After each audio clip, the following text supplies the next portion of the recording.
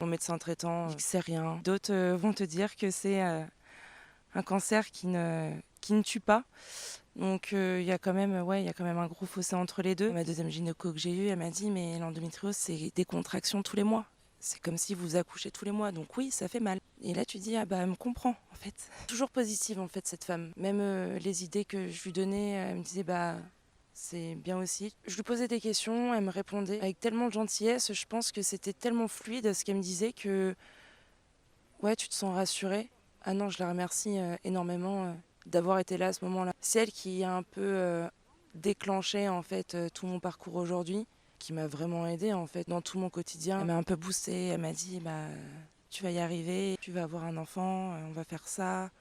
Et en fait, toujours pas de résultat. Donc après, elle m'envoie dans les mains des professionnels de PMA. Et là, je suis très bien prise en charge. Là, c'est un grand soulagement pour moi.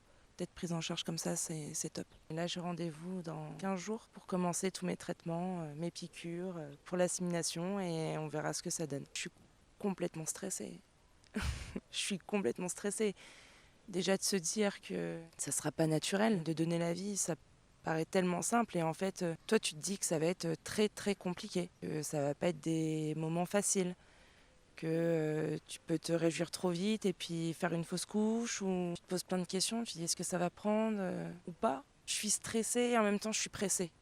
C'est bizarre, mais j'essaie de pas trop y penser parce que je pense que le psychologique fait beaucoup. Je pense que plus tu vas y penser, plus tu vas te bloquer. Même si c'est compliqué, on me l'a toujours dit ça, faut pas y penser. Ouais, je pense que quand tu passes tes journées à avoir mal au bide et que tu sais pourquoi tu peux pas tomber enceinte, t'es obligé d'y penser en fait. T'es obligé d'y penser et je pense que quand t'as un désir, quand t'as un gros désir d'être maman, t'es obligé d'y penser. Tu te crées de faux symptômes. Des fois, je peux me toucher le ventre comme une femme enceinte parce que je suis gonflée, mais en fait, c'est que des gaz. Donc, il y a des fois, c'est bizarre. Il y a des fois, je peux être dans mon coin, pleurer, à me dire c'est mort, j'aurai jamais d'enfant, c'est fini. Je me monte trop la tête, je suis pas enceinte, ça sert à rien. Et même des fois, je me dis est-ce que je laisse pas tomber. Et après, tu te dis ouais, non, faut quand même y aller, faut foncer. Ma mère a beaucoup de mal, c'est tous les mois, elle me demande t'as tes règles, oui, oui. Mais limite, des fois, c'est une pression parce que tu te dis qu'en fait, ton entourage attend tellement. On te met trop de pression, en fait. C'est trop de pression. Moi, ma mère, je lui ai dit, laisse-moi un peu tranquille. J'essaierai de te donner un petit-fils ou une petite fille. Mais non, elle a du mal de se dire que je suis obligée de faire des piqûres pour tomber enceinte. Elle accepte, mais voilà, c'est une pression tous les mois. Alors, c'est quand tes rendez-vous, tes machins c'est bon. Je pense qu'on a besoin aussi de respirer et maintenant je lui dis, mais non, elle est trop pressée, elle a hâte. Elle a hâte, moi aussi, donc quand je lui ai annoncé que ça allait être compliqué, elle a un peu... je suis sa fille. Je pense que quand t'es mère, tu te dis, bah c'est de ma faute. Pour elle, c'est de sa faute. Que je sois comme ça, en aucun cas, c'est la faute des parents, que tu sois malade ou pas. C'est de la rassurer aussi, mais non, elle a hâte que je sois maman et elle a hâte d'être grand-mère, ouais.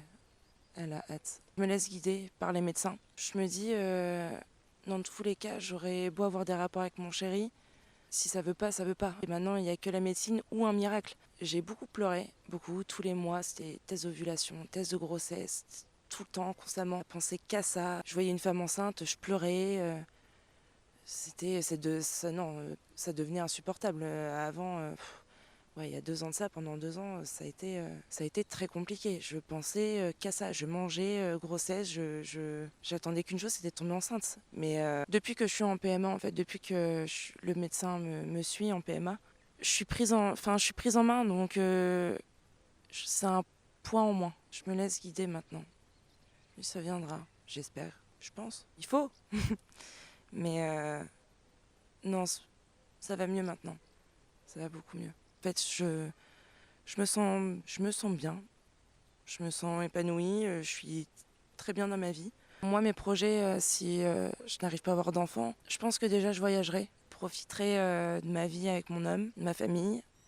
Et si l'occasion se présente, pourquoi pas, je dis bien pourquoi pas, adopter. Mais ça reste vraiment la dernière des solutions. faut se battre pour cette maladie, mais moi, cette maladie fait partie de moi. Je lui parle des fois. Je lui parle, je lui dis, mais t'arrêtes maintenant là, de m'emmerder tout le temps. Je me dis, il faut rester positive, même si j'arrive pas à avoir d'enfant, ce qui peut arriver. Il y a tellement de choses à faire. Je pense qu'il faut prendre ta vie telle qu'elle est. C'est-à-dire que même si tu n'auras pas la chance d'être maman, on nous offre un monde, c'est tellement merveilleux, tu peux faire tellement de choses. Il faut toujours avoir d'autres projets, toujours. Parce que je pense qu'on rentre aussi dans... Maintenant, la vie, les gens, il faut faire un enfant, il faut se marier, il faut avoir une maison, mais d'où t'es obligé de faire tout ça? Ouais, il y a des envies, mais après, si tu peux pas avoir d'enfant, par exemple, tu peux faire autre chose. Après, la maladie fait que tu y penses tout le temps et que malgré tout, tu as quand même envie de battre cette maladie et de lui dire, bah, je peux y arriver. Je peux tomber enceinte même si tu es là, quoi.